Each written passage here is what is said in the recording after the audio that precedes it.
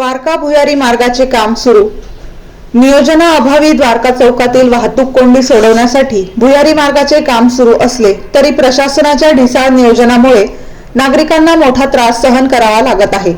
कोणतेही ठोस पूर्वनियोजन न करता वाहतूक वळवण्यात आल्याने संपूर्ण परिसरात गोंधळाची स्थिती निर्माण झाली आहे।